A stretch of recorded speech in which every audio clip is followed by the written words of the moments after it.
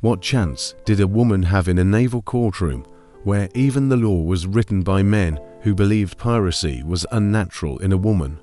The answer, as history coldly reveals, was almost none. Captured female pirates were rarely offered mercy. In the 17th and 18th centuries, the so-called Golden Age of piracy, British Admiralty courts showed little tolerance for piracy of any kind, but female defendants were seen as doubly transgressive. They had violated not only imperial law but gender norms deeply embedded in the social order. Trials took place in makeshift naval tribunals, often held in colonies like Jamaica or New Providence. These courts operated without juries, and the outcomes were typically predetermined. The legal process was swift, but not without theatrics. Testimonies were gathered from ship captains, naval officers, and, at times, frightened sailors who feared their own association with piracy. The accused had few legal rights. And Bonnie and Mary Read, two of the most notorious female pirates in history, stood trial in 1720 in Spanish Town, Jamaica. According to the official court transcript, when Bonnie was condemned to death, she retorted bitterly to her lover, Calico Jack, "If you had fought like a man, you need not have been hanged like a dog." Their defense: pregnancy, known as pleading the belly. It was one of the few legal protections afforded to women. In Bonnie and Read's case, it worked temporarily. But most female pirates did not share their luck. Many faced their verdicts in silence, knowing the court had already judged them guilty long before they ever spoke. Hanged at execution dock for piracy, the river rolled silently past Wapping, but the cries of the crowd shattered the morning calm. Here, at London's infamous execution dock, countless pirates, men and women, met their end, dangling from the gallows just above the murky waters of the Thames. It was here that the British Empire made a gruesome example of piracy, and female pirates, though rare, were no exception. Under British maritime law, piracy was a capital crime. The Piracy Act of 1698, passed under King William III, made clear that all and every person so offending shall suffer pains of death. Unlike land-based executions, these hangings were carried out by the Admiralty, and the chosen site execution dock served as a symbol. Pirates would die with the tide that had once given them freedom. Women found guilty of piracy were sentenced with the same finality as men. The executions followed a cruel ritual. The condemned were led from Newgate Prison, paraded through London in a cart under armed guard, jeered at by crowds. Once at Wapping, they were made to stand under the gallows, sometimes with a noose already tightened around their necks. They were not dropped with a long fall to ensure quick death. Instead, the short drop caused prolonged strangulation, a method known as the Marshal's dance, as the body would convulse grotesquely before stilling. Though female pirate executions were fewer in number, they were no less brutal. Mary Critchett, an American woman who joined a crew of escaped convict turned pirates in 1729, was captured near Virginia and tried in Williamsburg. Found guilty of piracy, she was sentenced to death and hanged without fanfare, without delay. No pleas of pregnancy saved her. These public executions were meant not just to punish, but to terrify. The bodies of the worst offenders were left hanging until three tides had washed over them, a punishment called gibbeting. While this was more common for male pirates, the very threat was a message to all: piracy would not be forgiven, regardless of gender. In the shadow of the gallows, female pirates were reduced from legends to lessons, examples sacrificed to uphold empire and order. Flogged in front of crowds, before the rope, many female pirates felt the whip. Flogging, an ancient and excruciating punishment, was frequently used by naval authorities and colonial governors to inflict public humiliation and physical agony on captured pirates. For women, this punishment carried an added layer of spectacle. Their bodies became instruments of warning, and the crowds were expected to learn through their suffering. Flogging was typically administered with the cat-o'-nine-tails, a brutal whip of knotted cords capable of tearing flesh with each strike. Sentences could range from a dozen lashes to over 100, depending on the severity of the offence and the decision of the court. The punishment was carried out publicly, often on the docks or outside the prison gates, where townspeople including women and children would gather to witness the spectacle.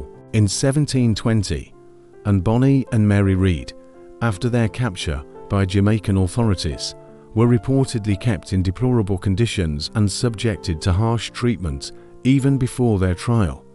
Though there's no direct record of flogging being used on them during imprisonment, female pirates in other colonies, such as those captured off the coast of the American colonies or the West Indies, were routinely flogged as part of their sentencing or to force confessions. For naval authorities, the flogging of female pirates served two purposes: deterrence and degradation.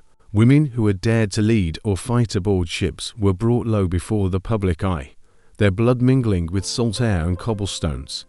These punishments were not just about justice, they were about control. And the spectacle of pain ensured the message reached far beyond the gallows. Forced into concubinage or slavery, not every captured female pirate was marched to the gallows. In some cases, particularly in colonial ports of the Caribbean, West Africa, and the Americas, women were not executed, but instead forced into lives of concubinage, coerced labor, or slavery. However, direct evidence of this fate specifically for female pirates is sparse. Historians acknowledge that while piracy was a male-dominated domain, women involved in piracy could meet a wide range of ends depending on their nationality, race, class, and the discretion of colonial authorities. In the Spanish and Portuguese colonies, where the lines between piracy, privateering, and slavery often blurred, captured women aboard pirate ships, especially those of African or indigenous descent, were sometimes sold into bondage, regardless of their status, as crew members or captives. Archival records from Portobello and Cartagena during the late 17th century describe women taken from pirate ships and processed as spoils of war. Moreover, black and mixed-race women found aboard vessels were frequently assumed to be enslaved. In such cases, they were absorbed into plantation economies or kept as domestic servants and concubines by colonial officials or merchants. The records rarely distinguish between female pirates and other women found on captured ships, making it difficult to draw precise lines, but the practice of forced servitude was widespread. What we do know is that, for many women, capture did not mean a swift execution. It meant disappearance into households, plantations, or ship's hold stripped of identity, history, and recognition. A quiet erasure, recorded not in verdicts, but in silence. Left to die on prison ships, for some captured female pirates, death did not come swiftly at the gallows, it came slowly, silently, and out of sight, aboard the rotting hulks of prison ships. These floating prisons, anchored off colonial coasts or British harbours, were never designed for prolonged human confinement, yet they became holding places for pirates, rebels, and those considered enemies of the crown, including, at times, women. While detailed records of female pirates specifically dying on prison ships are limited, the broader context is undeniable. Captured women were often confined in the same brutal conditions as men. In the 18th century, as prison populations surged and land-based jails overflowed, the British Navy and colonial authorities turned to decommissioned warships. These vessels, stripped of sails and left to decay in harbours, were moored in places like Portsmouth, Plymouth, and Kingston, Jamaica. Conditions aboard these ships were horrendous. Prisoners were shackled below deck in cramped, dark, and unventilated holds. Disease, especially typhus, dysentery, and smallpox, spread rapidly. Food was scarce and often spoiled. Women on these ships were doubly vulnerable. In addition to starvation and illness, many endured exploitation and severe mistreatment, including forms of abuse by guards or sailors, though this was rarely recorded formally. Lacking both rights and recognition, they were often omitted from the records altogether. On these silent decks, history did not record executions, it recorded absence.